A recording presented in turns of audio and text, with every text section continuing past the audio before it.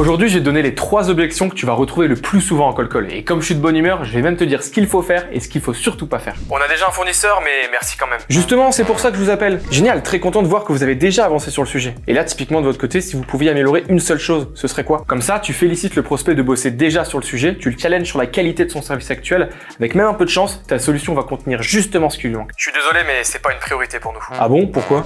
Ouais, pas une priorité, c'est-à-dire quels sont les autres? Comme ça, tu incites le prospect à te donner plus d'informations et ça te donnera même de nouveaux éléments sur lesquels rebondir.